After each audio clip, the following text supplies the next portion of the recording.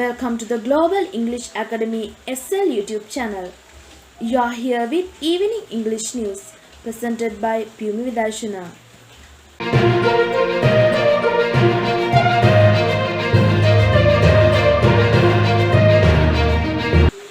Headlines first. Today is the World Children's Day. Curfew lifted with new guidelines. Organic fertilizers will be provided for next season. 99.5% of people above 13 years fully vaccinated. Central Bank to make surrendering of export earring mandatory. 8 prisoners file fundamental right petition against Rohan Ratwatte.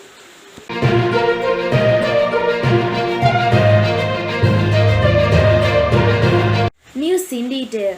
The government, while lifting the quarantine curfew imposed island-wide on 20th August today, has issued new guidelines to be followed till 31st of October. The set of guidelines under the first phases will be in effect from October 1st to 15th, while the set of guidelines under second phase will come into effect from October 16th to 31st, depending on COVID control. Army Commander General Shavendra Silva said interprovincial travel restriction would continue to be held to be in place though quarantine curfew is lifted today. He said that although the curfew was lifted today, it was the responsibility of the public to act wisely as a large number of COVID-19 cases are still being reported. Agriculture Minister Mahindananda Aluthgamage told the media that all the farmers would be provided with required quantities of organic fertilizer to cultivate in Maha season. The government will not import the organic fertilizer in question from Chinese as laboratory experiment of the Government Research Institute have provided that the sample of those organic fertilizer contained harmful bacteria to our soil here in Sri Lanka. The Deputy Director General of Health Service told that almost 100% of the population above 30 years of age have received at the least a single dose, while 46% of the population from 20 to 29 age group have been given a single dose. Election Commission Chairman Nimal Punchiheva stated that a New Year system should be set up for registration of public political parties.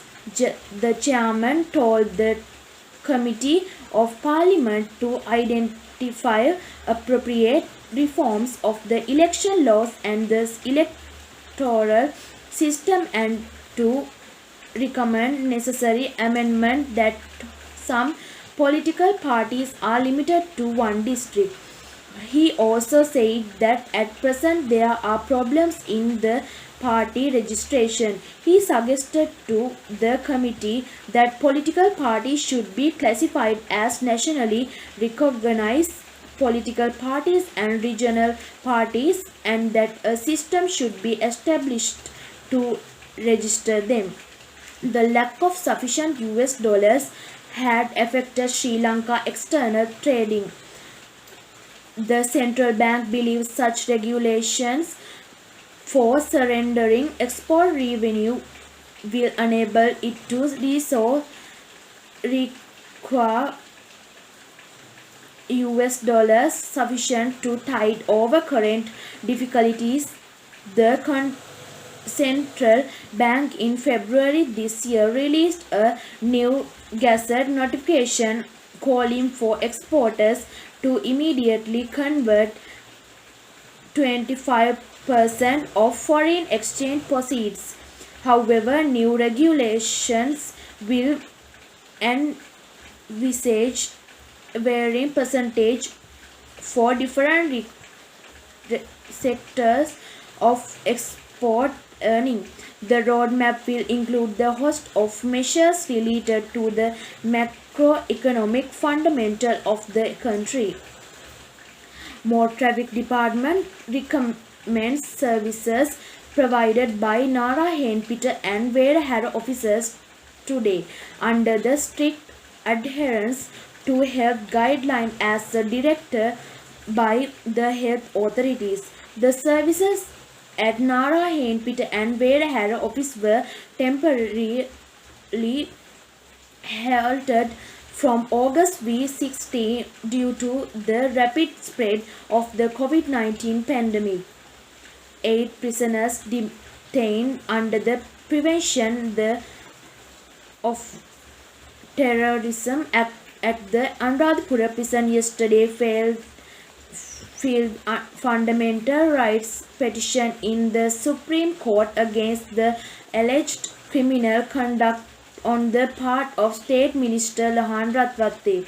The petitioners seek an order in respect of the alleged serious offence committed by him at the Anuradhapura prison on the 20th of September 2021. The petitioners are also seeking an interim order transferring them to a prison in the northern provinces where cases are lodged.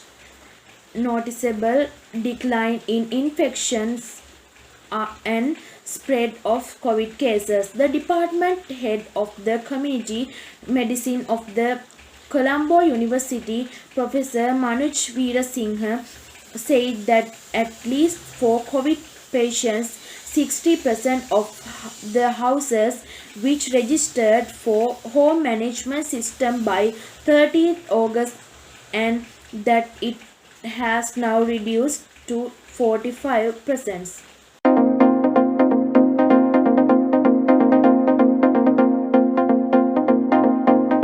Foreign news. Sarkozy liked to avoid jail too despite new conviction. Former French President Nicolas Sarkozy was handed a one-year prison sentence by a Paris court on Thursday after being found guilty of illegal campaign financing over his failed 2021 re-election bid. Sarkozy, 66, is unlikely to go to jail. He decided to appeal the sentence, a move that in effect suspends it, and the judge said he could serve the sentence at home with an electronic tag. But the second conviction this year for Sarkozy is a stunning fall from grace for the man who led France from 2007 to 2012 and retains influence among conservatives.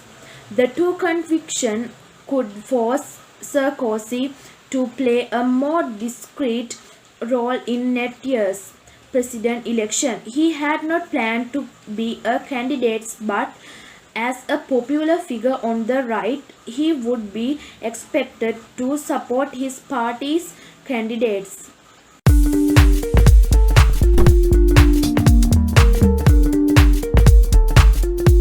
Sports news. Sri Lanka takes on Bangladesh in the certain race of the 30th SAF football tournament at the National Stadium in Malé today. The Sri Lanka women's team finished 12th, while the men's team placed 18th in the event of the Asian Table Tennis Championship in Doha, Qatar.